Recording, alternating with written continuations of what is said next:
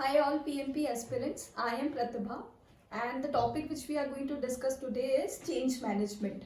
You might think that we have delineated from our Agile series, but please note I will keep on making videos on Agile series while I also try to cover some of the important topics from the exam parallelly. So the topic which I picked today, which is very important from your exam perspective, is change management.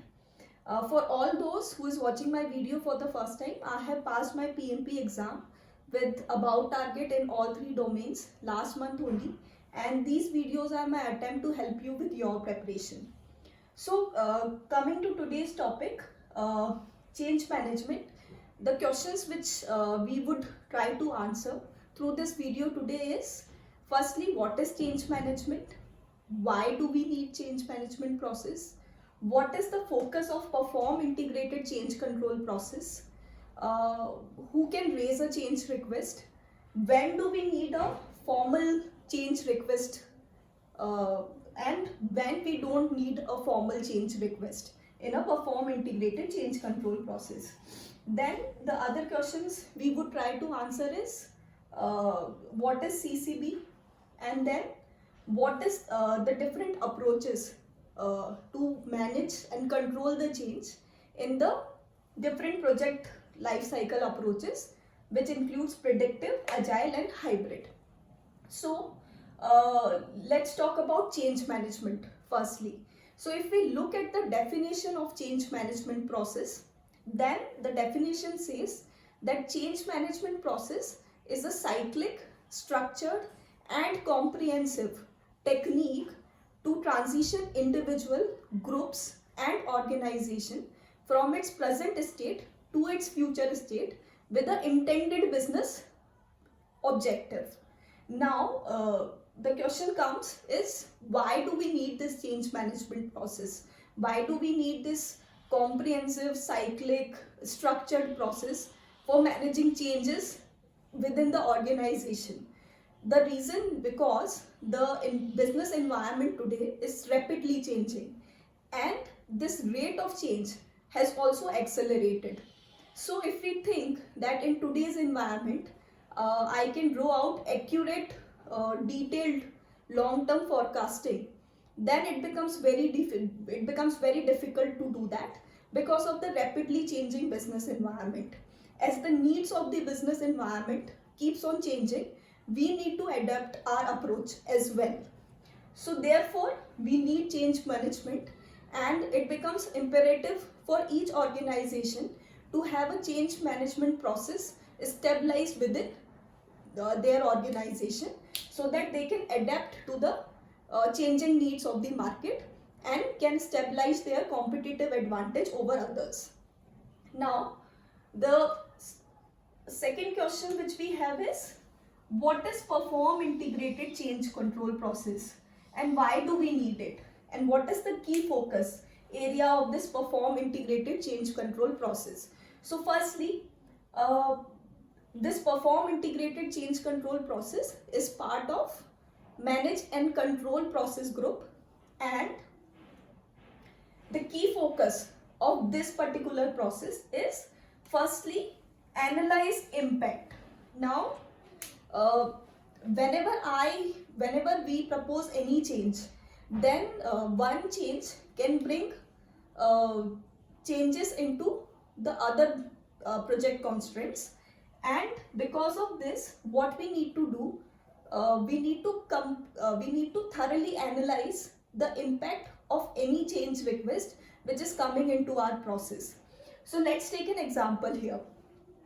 If a change is proposed into the scope of a project, then because of this changes in the scope of a project, other project constraints such as schedule of the project, cost of the project, resources which are available in the project can also get impacted. So firstly, the focus area of this perform integrated change control process is to ensure that whenever we are proposing any change request to change control board for further decision making, then before that we completely analyze the impact of that change request on the project constraints or any other project documents or the artifacts which is getting impacted.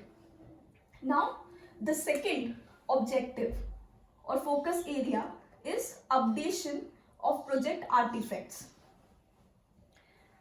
Now what happens, let's say there is a change in the scope of the project. Because of the change in the scope of the project, there could be changes in the work breakdown structure, there could be changes into the work breakdown structure dictionary, and there could be changes into the scope statement of the project.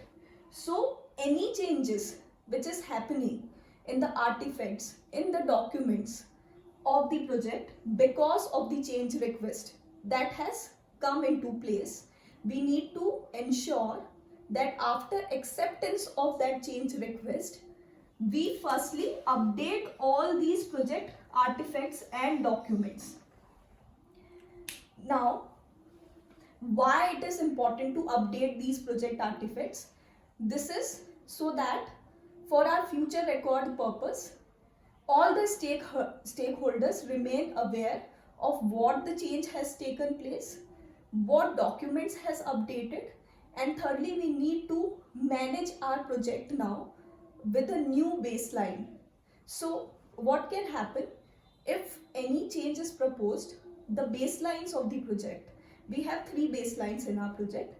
One is our scope baseline, cost baseline, and schedule baseline.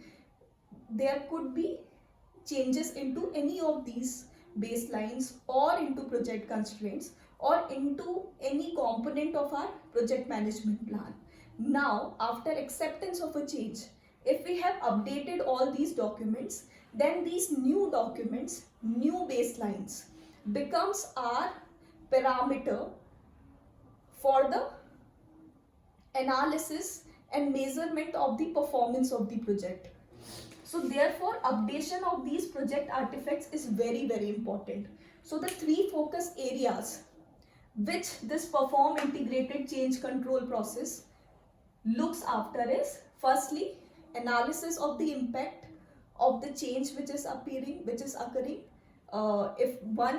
If change in one project constraint is also affecting other project constraints, then that should be properly analyzed and its impact should be thoroughly analyzed before you present any change request to the change control board for further decision making process. Secondly, if any change is accepted, then after acceptance of that change, all the project artifacts, all project documents, any baseline which has got updated should be updated. So this is the another objective of having a perform integrated change control process. Thirdly, now once these changes are accepted and you are in the stage of execution, then after this your project will be judged, its performance will be measured, and all the stakeholder should follow new project baselines, all the updated baselines, all the updated project documents and artifacts. Now, so we have discussed the key focus area of perform integrated change control process. We understood why do we need it, and we understood the reasons behind having this change control process. Now, the another question which comes in our mind is, when do we need to go through a formal change request process, which we are going to discuss very soon. So the formal change control request process requires when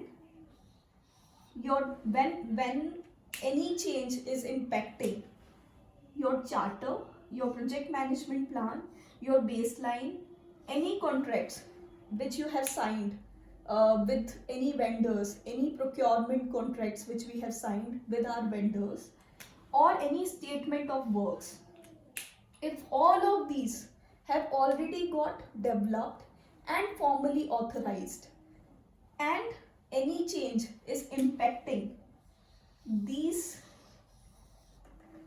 important formal documents of your project, which are project charter, project management plan, any baselines which we have set up in our project, any contracts or any statement of work which we have formally signed. If these are getting impacted by the change request, then we need to go through a formal change request process. Now the another question comes in our mind is, when do we not need this formal change control process? Then the answer again remains same.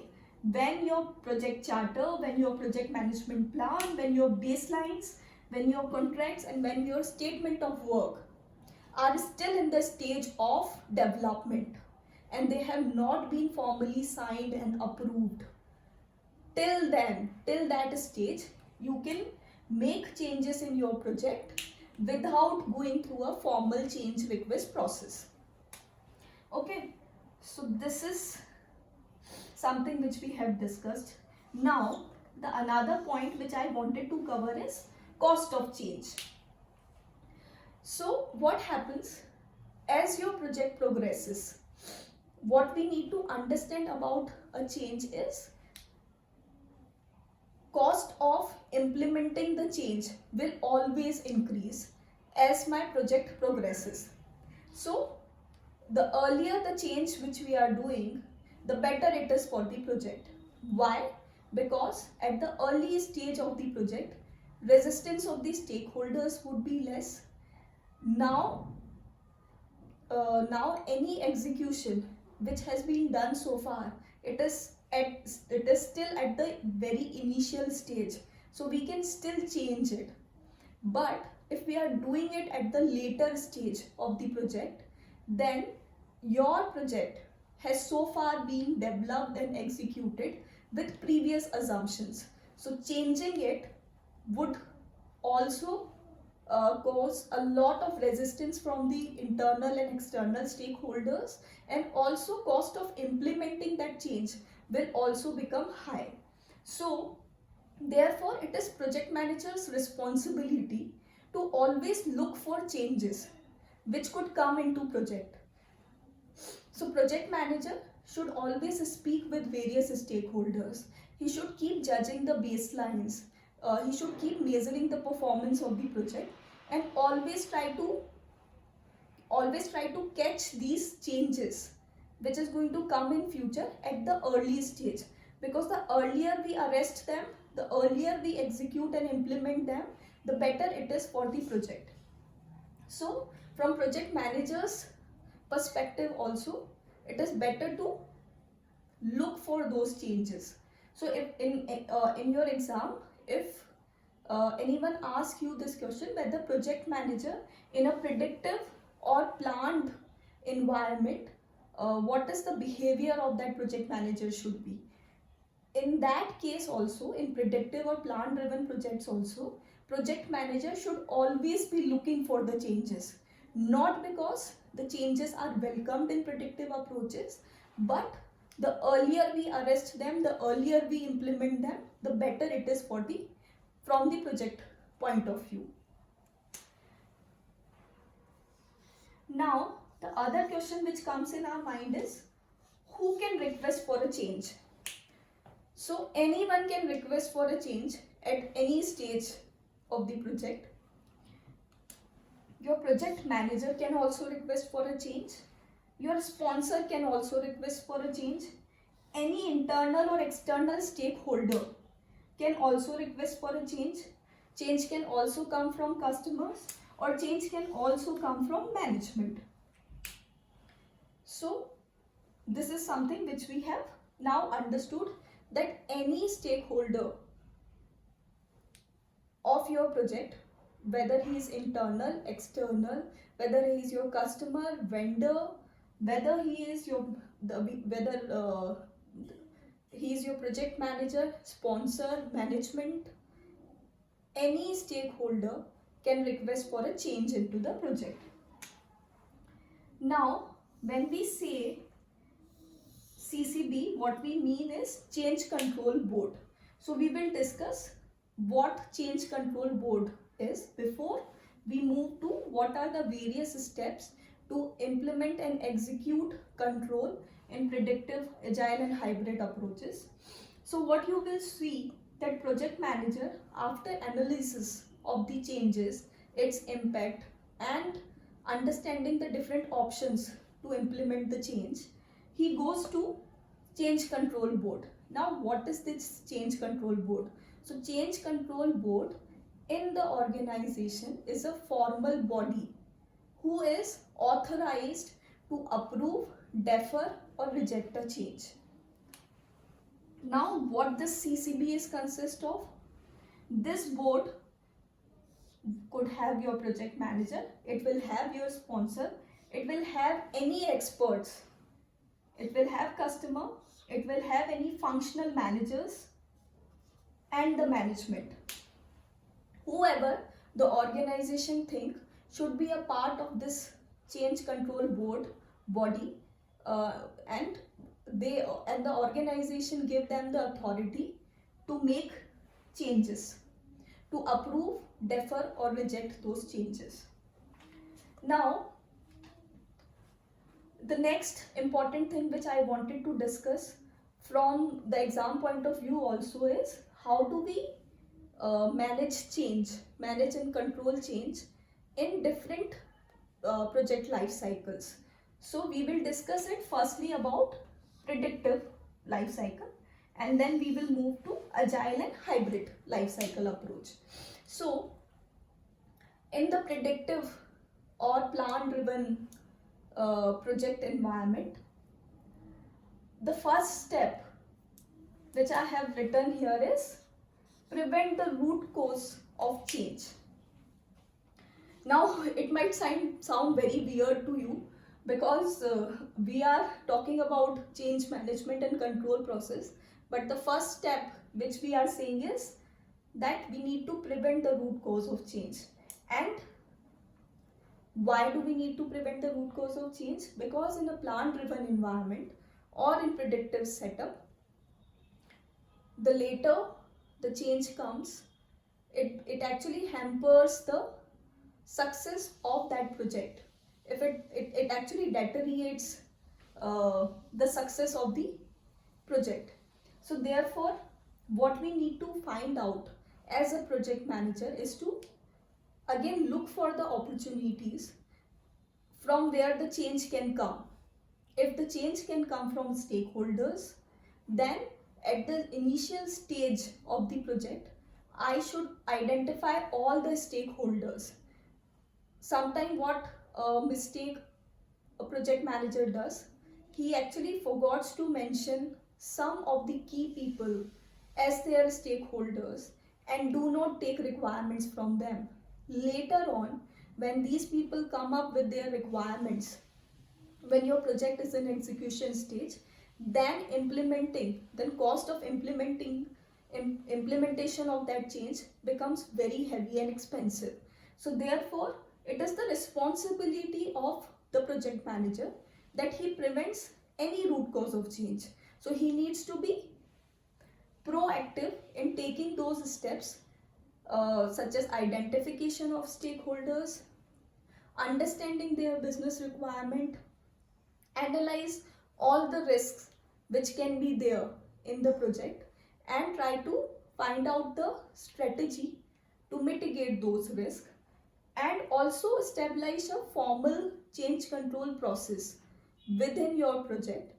Still, if there are too many changes coming into your project, then project manager should think of whether he should be continuing with the current project or he should establish a new project charter and start with a new project. So we need to understand that a change comes with a cost, and in the predictive and plan driven environment, a project manager should always be cautious about the change. All the functional departments or all the processes which is there in the predictive environment, their function is to prevent the root cause of change. Now the second step which is there into the change control process is identifying the change. Whenever any change request comes from any stakeholders, be it project manager, sponsor, customer, or your stakeholder or management.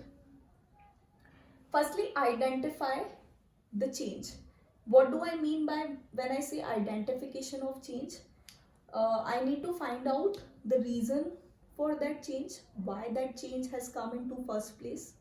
Secondly, we need to find out what is the aim of this change, because see, ultimately we need to understand the change which you are going to implement after the acceptance by CCB. It should ultimately benefit the project objectives. If your change is not benefiting the project in any way, then we should discard those changes right away. So firstly, identify those changes. You should always ask these questions to yourself, whether the change is coming, whether the change is going to impact my project charter. If yes, then starting with a new project is a better idea, because you will never prefer to change your project charter. Why? Because project charter is is is is a chart, is basically a guideline for that project. It actually tells you why that project has started. If that reason has changed, if that reason doesn't exist anymore, then it's better to shut this project down here only, wrap this project up and start with a new project. So therefore, identification of the change is very, very important.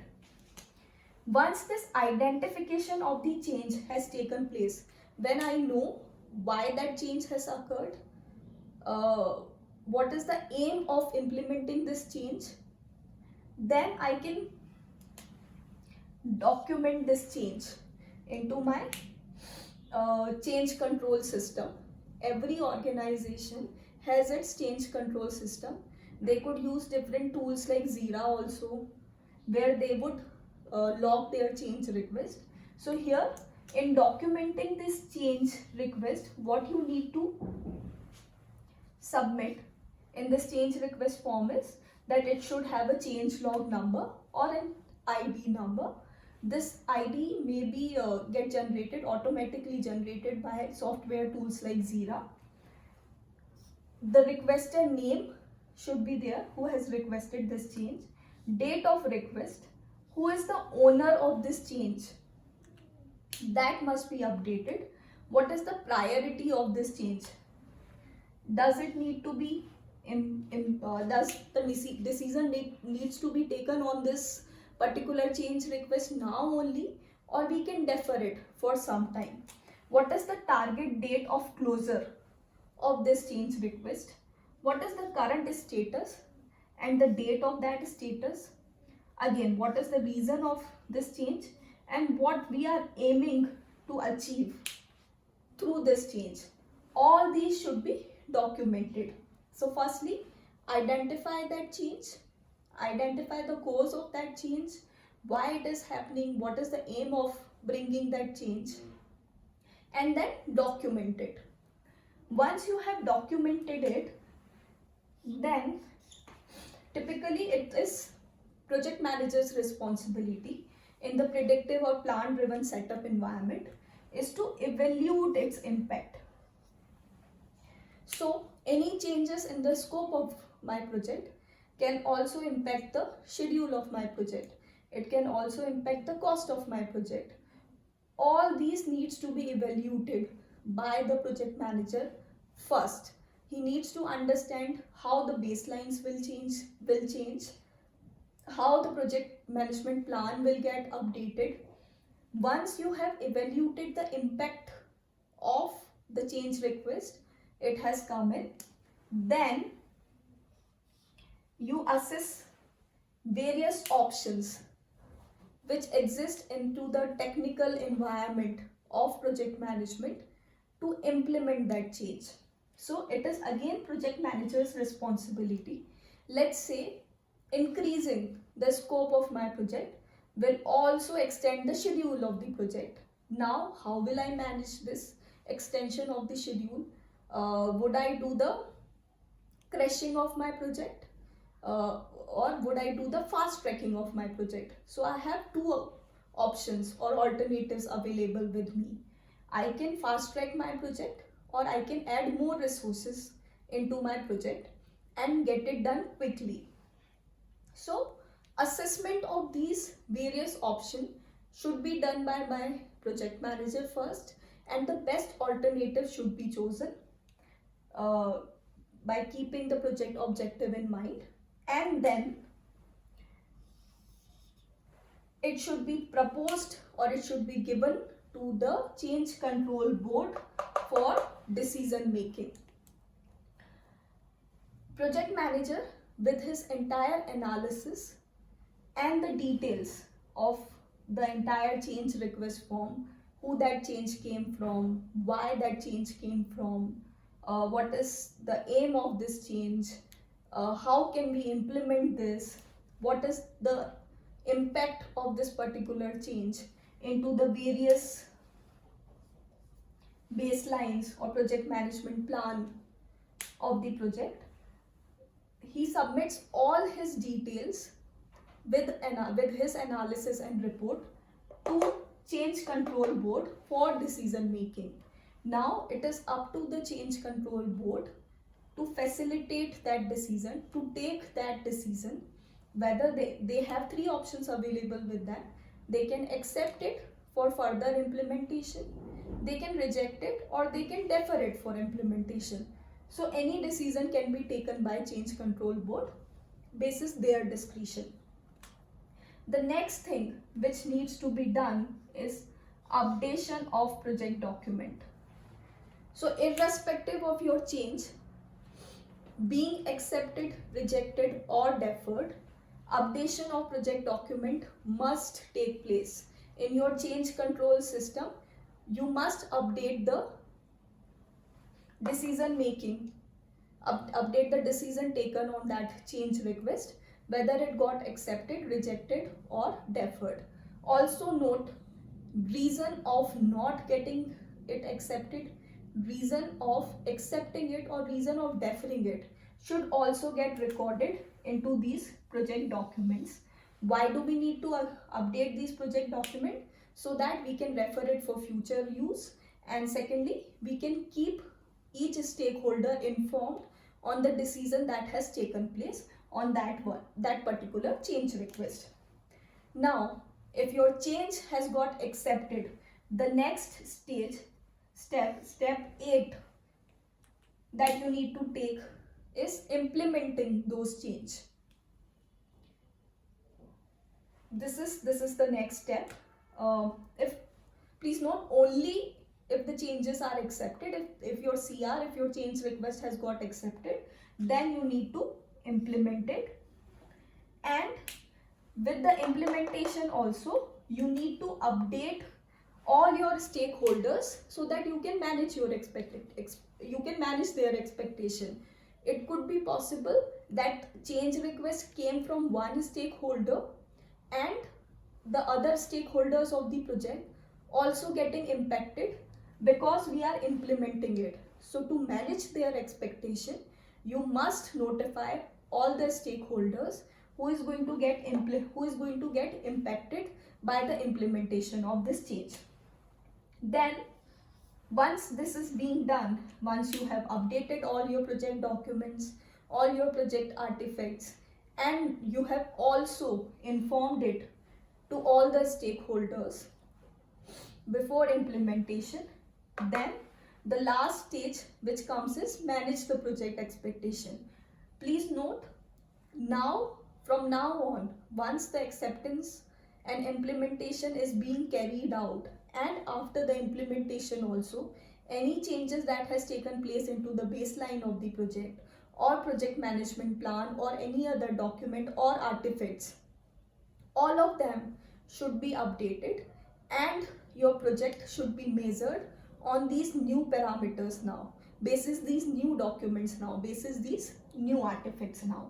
So these are the main stages of the change control process in predictive environment.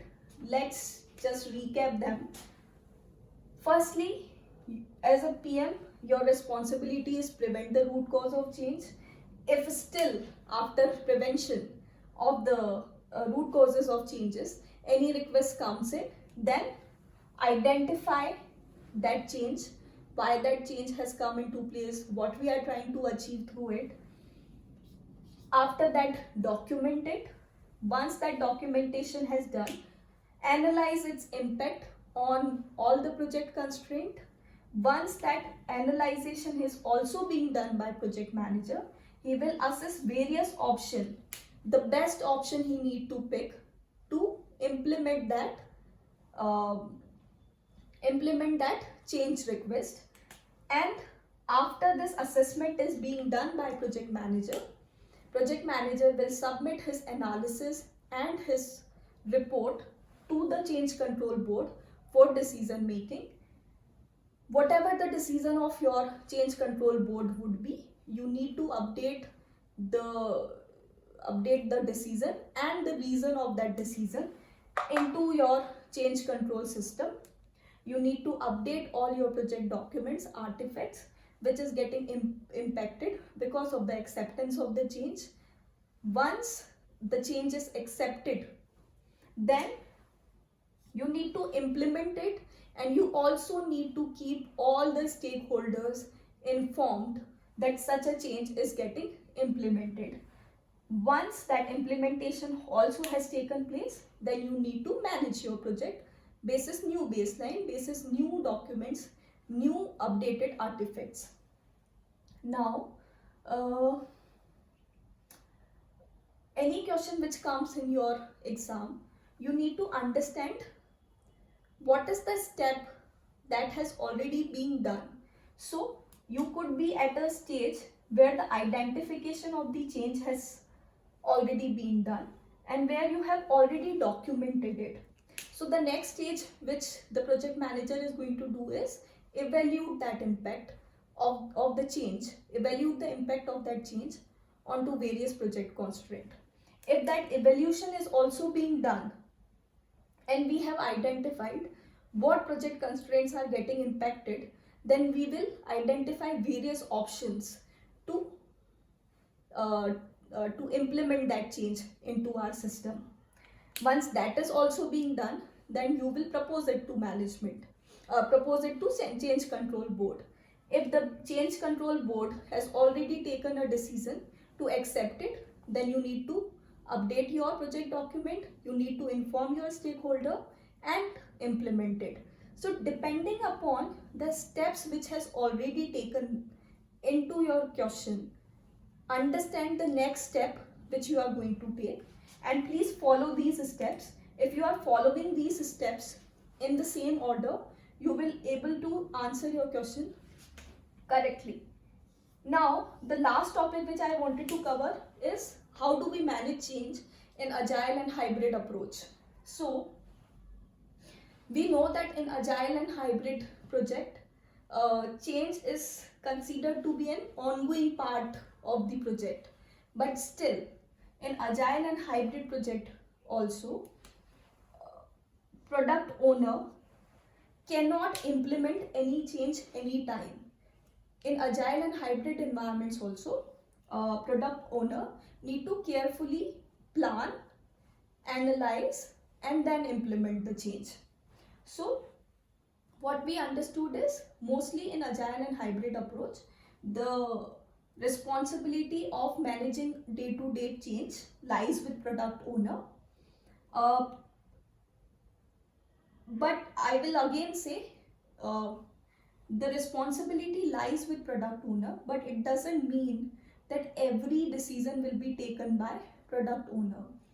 If the change is significantly impacting the benefits of the project or the objective of the project, or if it is crossing the threshold limit which is given to the product owner as an authority, let's say he has been given a project threshold to manage a project in a particular budget with the particular resources and within this particular time frame. If this change is crossing this threshold, then he needs to go and escalate this change to a steering committee for further decision making. So these are the major 2 points which we need to remember.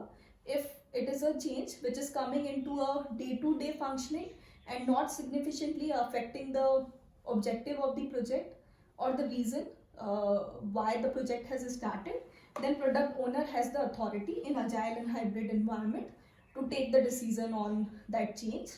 And if that change is crossing the threshold limit authority given to the product owner, then the product owner needs to escalate this to the steering committee for further decision making. So this is about today's video, where we have covered the steps which we need to take for predictive agile and hybrid approach. I hope you liked the video. Please keep sharing your feedback with me. Thank you.